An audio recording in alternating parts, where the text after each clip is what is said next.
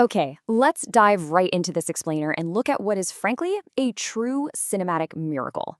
Today, we're breaking down how Christopher Nolan and his crew literally had to invent brand new, ground up technology just to shoot his epic film, The Odyssey, on a completely uncompromising 50-year-old format. To really grasp the stakes here, we have to start with the sheer obnoxious reality of a raw IMAX camera. Listen to this. Matt Damon actually compared standing next to this unhoused camera to having a blender running directly in your face. Imagine, just for a second, trying to capture this intimate, highly emotional dialogue while a giant mechanical motor is screaming an inch from your nose. On paper, it seems absolutely impossible. And it's not even just the noise. It's the immense physical scale we're dealing with here. 180. That is the number of kilograms an unhoused IMAX camera weighs. To put that into everyday perspective for us, you are dealing with a piece of equipment that is roughly the size of a coffin and boasts the exact same weight as a full-grown grizzly bear. It is massive, it is incredibly heavy, and it's notoriously difficult to maneuver. When you contrast the modern ease of high-end digital cameras, which are, compact, whisper quiet, and can roll continuously for hours, against the brutal physical constraints of physical IMAX film, the difference is just staggering. With IMAX, not only are you wrestling a grizzly bear that sounds like a blender, but your film magazine maxes out at about 3 minutes before you have to completely stop and reload the whole shebang. Because of these massive hurdles for over 50 years, directors have been locked into a very specific set of rules.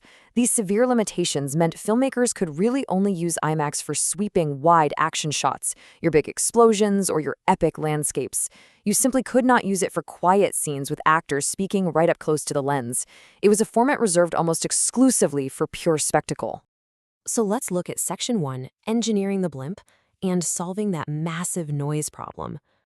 Well, if a camera is too loud on the inside, you have to muffle it from the outside. So the crew engineered this huge soundproof housing that they affectionately nicknamed the blimp. Now, it successfully muffled the excruciating noise of the film mechanics, but it came with a massive penalty. It added over 136 kilograms of weight to an already impossibly heavy setup. So here's the crucial catch. Solving the sound problem immediately created a brand new, equally frustrating one. By putting the camera inside the blimp, you now have a literal refrigerator-sized box sitting directly between two actors trying to have an emotional conversation. It completely ruined their eye lines. They literally couldn't even see each other to act.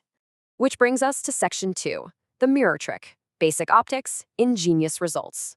To fix this blocked eyeline without compromising that heavy soundproofing they just built, the crew couldn't just rely on digital trickery.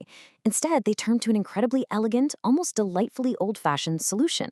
By angling a series of carefully placed mirrors around the outside of the blimp, they created this sort of periscope-like optical illusion.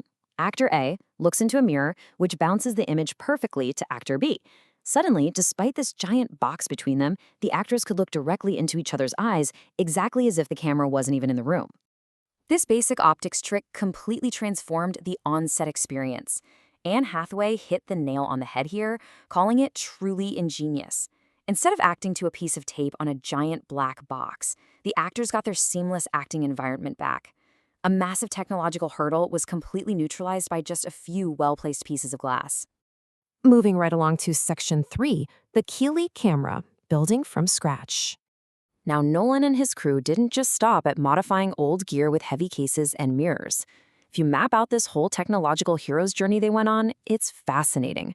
Solving the noise with the blimp caused the eyeline block. Solving the eyeline block with mirrors gave them the intimacy back. But to truly conquer the weight and scale, they collaborated directly with IMAX engineers to build a brand new generation of cameras from the ground up.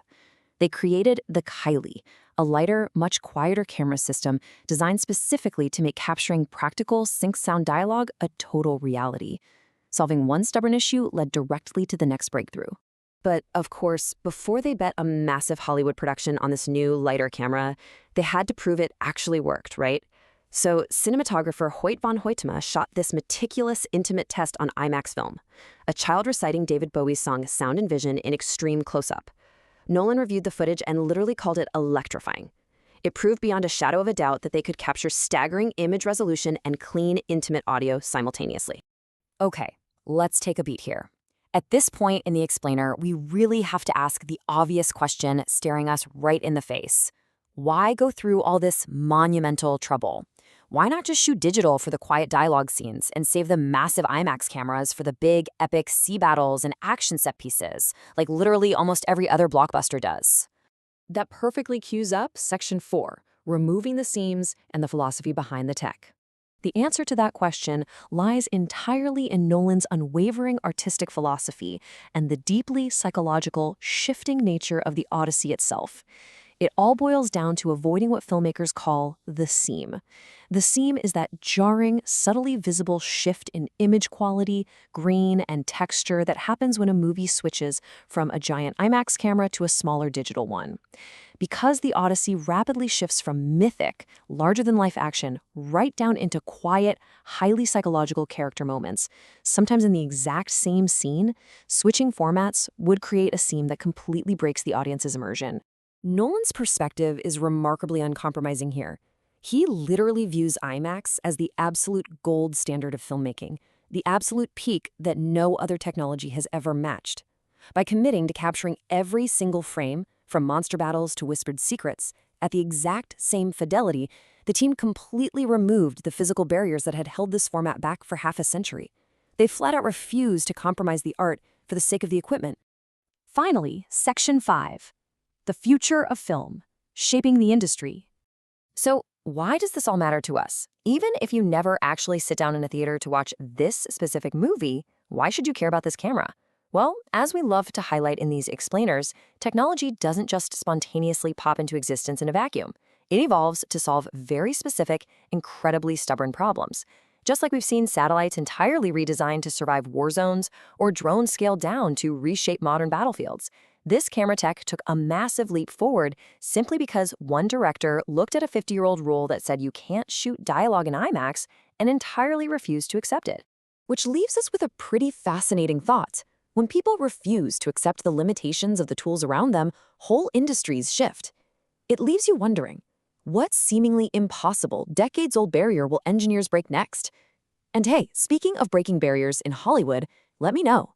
Should we make our next explainer about the revolutionary LED volume tech shaping modern television, like what they used on The Mandalorian? Stay curious, and I'll catch you in the next one.